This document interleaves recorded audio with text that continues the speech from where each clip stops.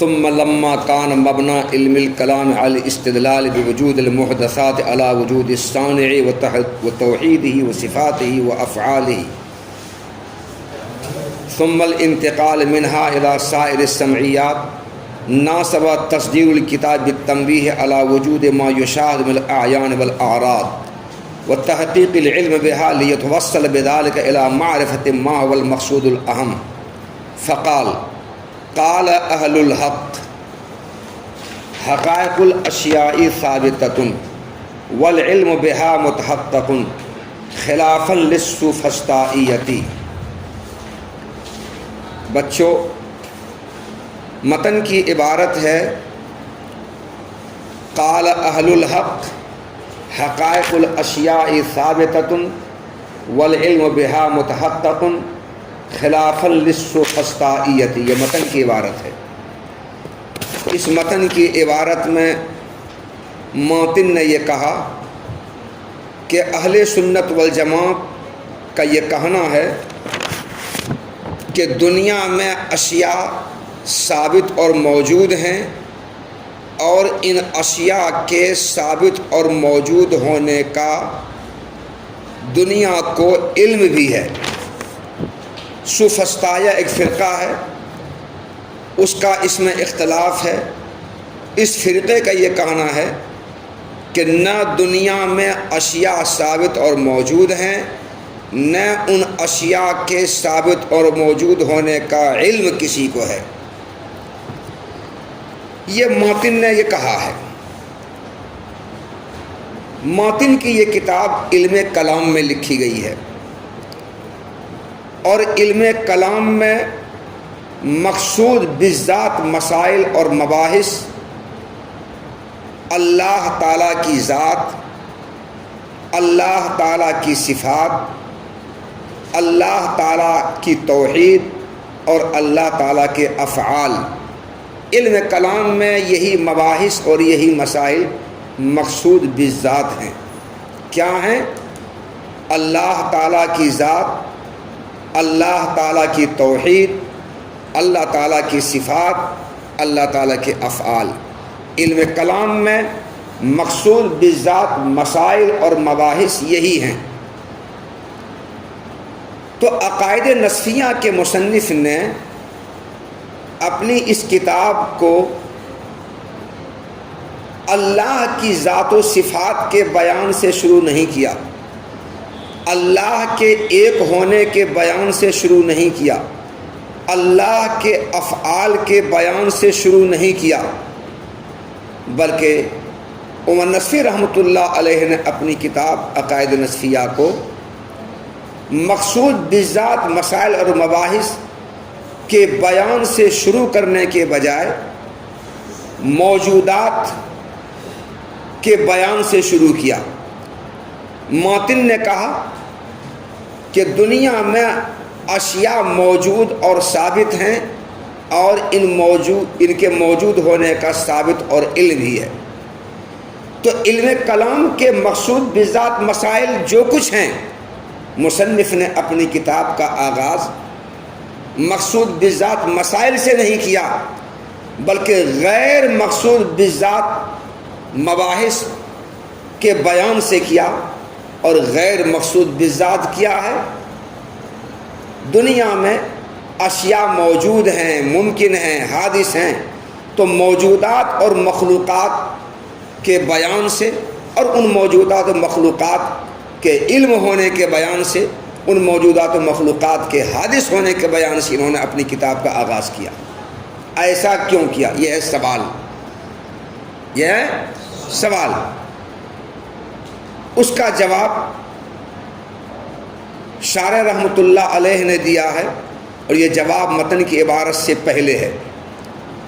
جواب شارح نے یہ دیا، تفتازانی رحمۃ اللہ علیہ نے، کہ گرچہ علم کلام میں مقصود بالذات مسائل اور مباحث اللہ تعالیٰ کی ذات کا موجود ہونا ہے، اللہ کا ایک ہونا ہے، اللہ کے لیے صفات کا ثابت ہونا ہے، اور اللہ کے لیے افعال کا ہونا ہے.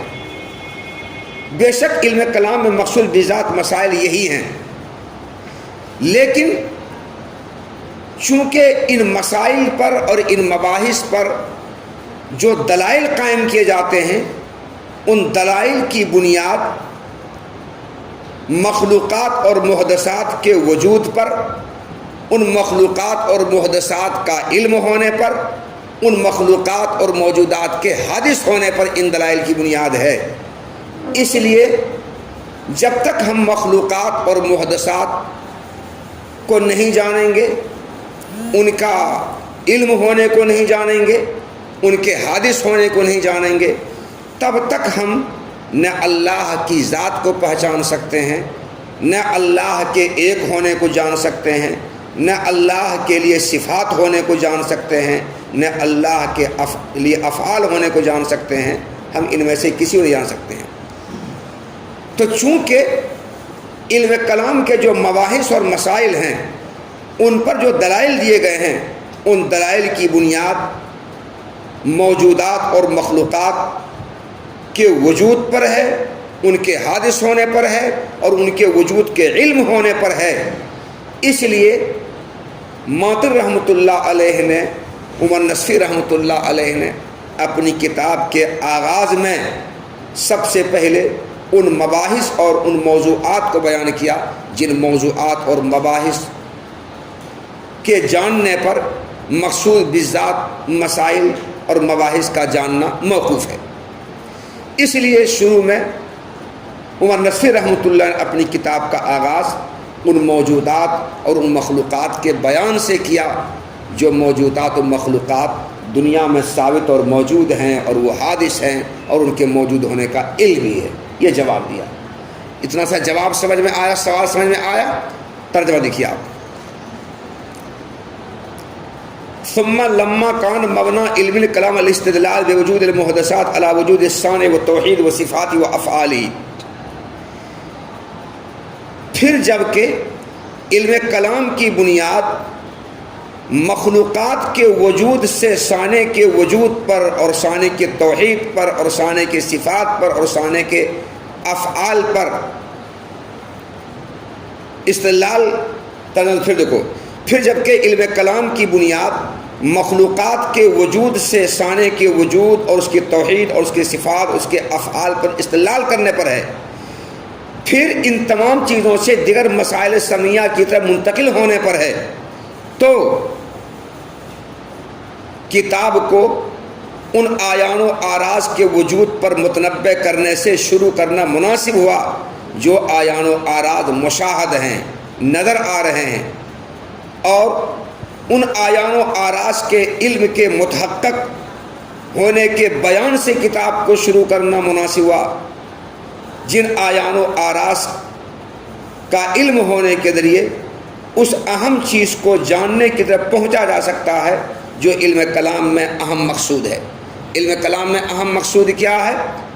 اللہ تعالیٰ کی ذات کو جاننا، اللہ تعالیٰ کی ذات کے ایک ہونے کو جاننا، اللہ تعالیٰ کے صفات کو جاننا، اللہ تعالیٰ کے افعال کو جاننا۔ یہ علم کلام کے مقصود بالذات مباحث اور مسائل ہیں۔ ان مباحث اور مسائل کے علم تک ہم کیسے پہنچیں گے؟ ان کی معرفت ہمیں کیسے حاصل ہوگی؟ جب تک ہم آیان و آراز کے وجود کو نہیں جانیں گے، ان آیان و آراز کے علم ہمیں حاصل نہیں ہوگا، تب تک ہم اس علم کلام کے مقصود بالذات مسائل جو ہیں ان کو ہم نہیں جان پائیں گے، ان مباحث کو نہیں جان پائیں گے۔ اس لیے مصنف رحمۃ اللہ علیہ نے سب سے پہلے جو جس پر موقوف ہے علم کلام کے مباحث اور مسائل پر دیے گئے دلائل کا سمجھنا جن پر موقوف ہے، سب سے پہلے اس کو بیان کیا ہے۔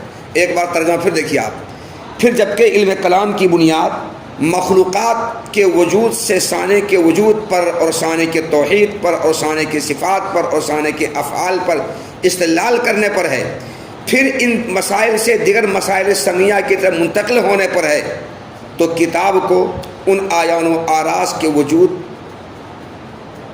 پر متنبع کرنے سے آغاز کرنا مناسب ہوا جو آیان و آراز مشاہد ہیں، اور ان کا علم متحقق ہونے سے کتاب کا شروع کرنا مناسب ہوا تاکہ ان کے ذریعے اس چیز کی معرفت تک پہنچا جائے جو اس علم کا اہم مقصود ہے۔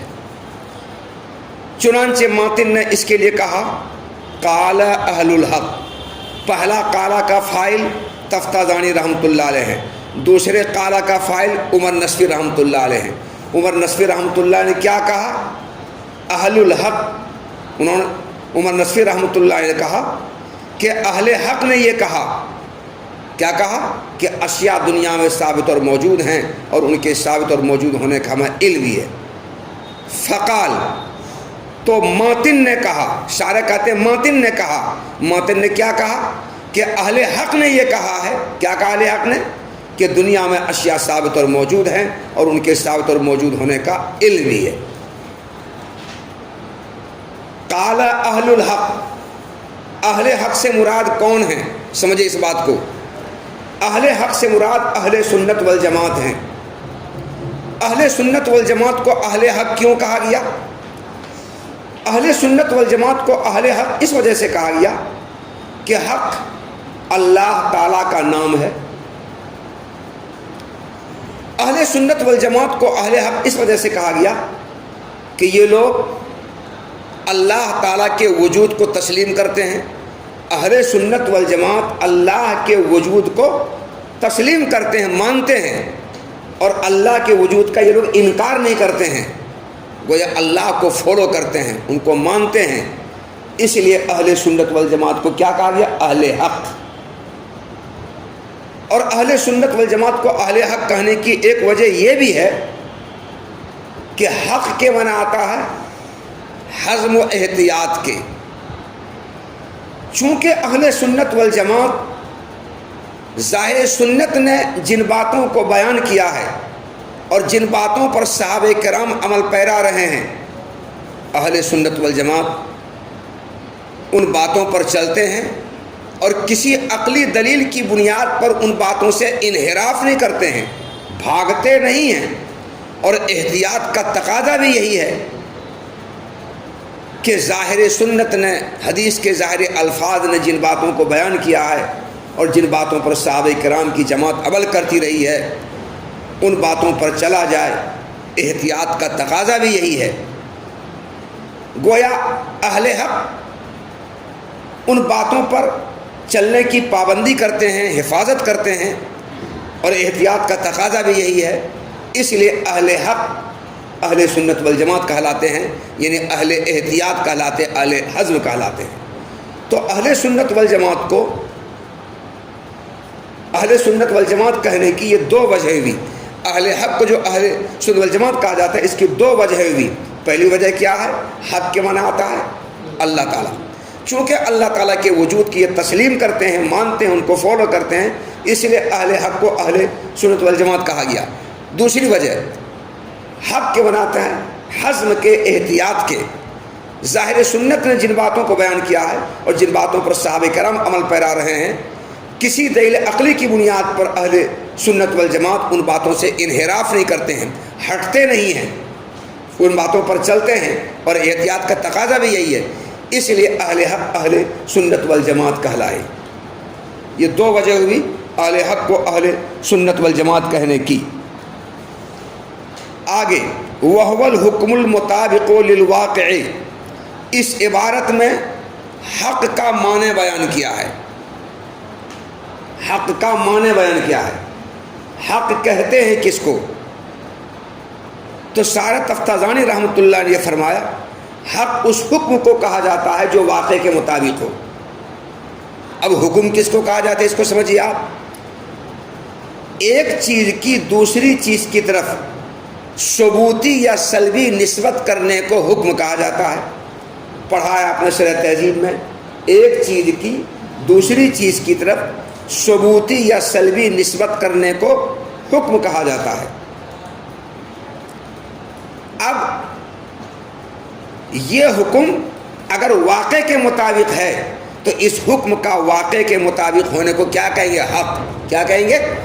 حق۔ مثلا اللہ کا ایک ہونا یہ امر واقعی ہے، اللہ کا واحد ہونا، ایک ہونا امر واقعی ہے، سچی بات ہے، یہ ہے نا امر واقعی، سچی بات۔ اب ہم ایک جملہ بولتے ہیں، ہم کیا کہتے ہیں؟ اللہ واحد، تو اللہ کی طرف واحد کی نسبت کی گئی ہے نا، تو اللہ کے واحد کی نسبت کی گئی، نسبت ثبوتی ہے، تو اللہ کے واحد کی نسبت کرنے کو اللہ واحد کہنے کو حکم کہیں گے، اور یہ حکم چونکہ واقع کے مطابق ہے، نفس الامر کے مطابق ہے، امر واقعی کے مطابق ہے، اس لیے اللہ واحد کا واقع کے مطابق ہونا، امر واقعی کے مطابق ہونا حق کہلائے گا۔ کیا کہلائے گا؟ یہ حق کہلائے گا۔ ہم یہ کہہ سکتے ہیں کہ اللہ واحد یہ حق ہے، یہ سچ ہے، ہم یہ کہہ سکتے ہیں۔ تو کسی حکم کا واقع کے مطابق ہونا حق کہلاتا ہے۔ یہاں پر اس عبارت میں انہوں نے حق کے معنی کو بیان کیا ہے، کہا وَهُوَ الْحُكْمُ الْمُطَابِقُ لِلْوَاقِعِ، حق وہ حکم ہے جو واقع کے مطابق ہو۔ مثال کر ہم نے سمجھایا، حق وہ حکم ہے جو واقع کے مطابق ہو۔ اب انہوں نے آگے چل کر حق کا استعمال بتلایا ہے، یطلق الاقوال والعقائد والادیان والمذاہب، اس عبارت میں حق کا استعمال بتایا۔ ابھی تو حق کا معنی بتایا، اس کے بعد حق کا استعمال بتلا رہے ہیں۔ یہ کہتے ہیں حق کا استعمال اقوال میں، عقائد میں، ادیان میں، مذاہب میں، سب میں ہوتا ہے۔ اقوال کو بھی حق کہا جاتا ہے، عقائد کو بھی حق کہا جاتا ہے، ادیان کو بھی حق کہا جاتا ہے، مذاہب کو بھی حق کہا جاتا ہے، سب کو حق کہا جاتا ہے۔ حق کا اطلاق سب پر ہوتا ہے۔ اقوال پر حق کا اطلاق ہوتا ہے، بولا جاتا ہے اقوال حقہ۔ عقائد پر حق کا اطلاق ہوتا ہے، بولا جاتا ہے عقائد حقہ۔ ادیان پر حق کا اطلاق ہوتا ہے، بولا جاتا ہے ادیان حقہ۔ مذاہب پر حق کا اطلاق ہوتا ہے، بولا جاتا ہے مذاہب حقہ۔ تو حق کا استعمال ان چاروں میں ہوتا ہے، حق کا اطلاق ان چاروں پر ہوتا ہے۔ تو پہلے حق کا معنی بیان کیا، اس کے بعد حق کا استعمال بیان کیا۔ اس سے یہ بات واضح ہوئی کہ حق کا معنی موضوع لہو ہے الحکم المطابق للواقع، یہ معنی موضوع لہو ہوا۔ اور اقوال، عقائد، ادیان اور مذاہب، یہ چاروں حق کے معنی غیر موضوع لہو ہوئے۔ کیا بھئی؟ وہ ہے معنی موضوع لہو اور یہ ہے غیر معنی موضوع لہو۔ مگر کسی لفظ کو معنی موضوع لہو کو چھوڑ کر معنی غیر موضوع لہو میں استعمال کرنے کے لیے کچھ نہ کچھ علاقہ ہونا چاہیے، تو آگے وہ علاقہ بیان کر رہے ہیں بے اعتبار استعمالہا علی ذالک، اس سے علاقہ بیان کر رہے ہیں۔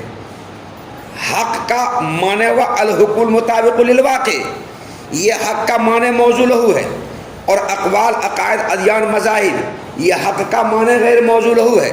ان چاروں میں حق کا استعمال ہوتا ہے، تو معنی غیر موضوع لہو میں حق کا استعمال ہوتا ہے، چاروں میں حق کا استعمال ہوتا ہے۔ تو معنی غیر موضوع لہو میں کسی لفظ کے استعمال ہونے کے لیے کوئی نہ کوئی علاقہ ہونا چاہیے، معنی موضوع اور معنی غیر موضوع لہو کے درمیان کوئی علاقہ ہونا چاہیے۔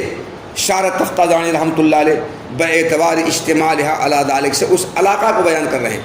علاقہ یہ ہے کہ چونکہ اقوال الحکم المطابق للواقع کے معنی پر مشتمل ہے، عقائد الحکم المطابق للواقع کے معنی پر مشتمل ہے، ادیان الحکم المطابق للواقع کے معنی پر مشتمل ہے، مذاہب الحکم المطابق للواقع کے معنی پر مشتمل ہے، تو چونکہ یہ چاروں کے چاروں حق کے معنی حقیقی پر مشتمل ہے، ان چاروں میں حق کا معنی حقیقی پایا جاتا ہے۔ قول حق ہوتا ہے، عقیدہ حق ہوتا ہے، دین حق ہوتا ہے، مذہب حق ہوتا ہے، یہ سب حق ہی ہے، اور یہ سب حکم مطابق للواقع ہے۔ سب میں حکم مطابق للواقع پایا جا رہا ہے، اس لیے ان سب کو حق کہا گیا، اقوال کو، عقائد کو، ادیان کو، مذاہب، سب کو حق کہا گیا۔ تو چونکہ ان چاروں میں معنی موضوع پایا جا رہا ہے، حق کا جو معنی موضوع ان چاروں میں پایا جا رہا ہے، یہ چاروں حق کے معنی موضوع پر مشتمل ہے، اس لیے ان چاروں پر حق کا اطلاق ہوتا ہے، ان چاروں میں حق کا استعمال ہوتا ہے۔ جیسے رجل شجاع کو شیر کہا جاتا ہے، اسد کا معنی غیر موضوع ہو، رجل شجاع ہوا، تو آخر رجل شجاع جو معنی غیر موضوع ہو، یہ معنی اور معنی موضوع دونوں کوئی علاقہ ہونا چاہیے۔ وہ علاقہ دونوں میں کیا ہے؟ تشبیہ کا علاقہ ہے۔ جس طرح شجاعت اور بہادری کس میں ہے؟ شیر میں، حیوان مفترس میں ہے، وہی شجاعت بہادری کس میں؟ رجل شجاع میں بھی ہے۔ جیسے وہاں علاقہ ہے ویسے یہاں بھی علاقہ ہے۔ کیا علاقہ ہے؟ کہ معنی موضوع لہو پایا جا رہا ہے ان چاروں میں، اقوال، عقائد، ادیان، مذاہب سب میں معنی موجود پایا جا رہا ہے، سب معنی موجود پر مشتمل ہے، اسے ان سب کو حق کہا گیا۔ تو بہرحال حق کا معنی بیان کیا، اور حق کا جو معنی وہ معنی موجود ہو ہے۔ اس کے بعد حق کا استعمال بیان کیا کہ حق کا استعمال اقوال، عقائد، ادیان، مذاہب سب میں ہوتا ہے، ان سب کو حق کہا جاتا ہے۔ کیوں ان سب کو حق کہا جاتا ہے؟ کیونکہ سب میں حکم مطابق الواقع پایا جاتا ہے۔ وَهُوَ الْحُكْمُ الْمُطَابِقُ لِلْوَاقِعِ، اور حق وہ حکم ہے جو واقع کے مطابق ہو۔ حق کا اطلاق اقوال اور عقائد اور ادیان اور مذاہب سب پر ہوتا ہے،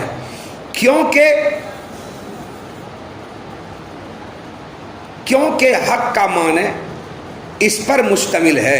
کس پر مشتمل ہے؟ الحکم المطابق للواقع پر مشتمل ہے، بے اعتبار استعمال ہے، حاضر میں لوٹے اقوال، عقائد، ادیان، مذاہب کی طرف، کیونکہ یہ اقوال، عقائد، ادیان، مذاہب یہ سب کے سب اس معنی پر مشتمل ہے۔ کون معنی پر؟ الحکم المطابق للواقع پر مشتمل ہے، اس وجہ سے سب پر حق کا اطلاق ہوتا ہے۔ تو ترجمہ ہو گیا یہ، حق کے مقابلے میں باطل آتا ہے، وہ یقابلہ الباطل، حق کے مقابلے میں کیا آتا ہے؟ باطل۔ تو شارح تفتازانی رحمۃ اللہ علیہ نے حق کا معنی بیان کیا اور یہ کہا کہ حق کے مقابلے میں باطل آتا ہے۔ تو جب حق کا معنی الحکم المطابق للواقع ہوا، تب باطل کا معنی کیا ہوگا؟ الحکم الغیر مطابق للواقع، وہ حکم جو واقع کے مطابق نہ ہو وہ ہے باطل، وہ ہے جی باطل۔ جیسے الآلہۃ ثلاثۃ، الآلہۃ کی طرف ثلاثۃ کی نسبت کی گئی ہے، اور ایک چیز کی دوسری چیز کی نسبت کرنا حکم کہلاتا ہے۔ تو الآلہۃ کی طرف ثلاثۃ کی نسبت کی گئی ہے، نسبت کرنا حکم ہوا، یہ حکم واقع کے خلاف ہے، واقع کے مطابق نہیں ہے، نہیں ہے۔ تو الآلہۃ ثلاثۃ میں ثلاثۃ کی نسبت الآلہہ کی طرف کرنا یہ امر واقعہ نہیں ہے، یہ خلاف واقعہ ہے، یہ خلاف سچائی ہے، صحیح نہیں ہے یہ۔ تو یہ جو حکم اس میں ہے الآلہۃ ثلاثۃ میں، یہ حکم واقع کے مطابق ہے کہ واقع کے خلاف ہے؟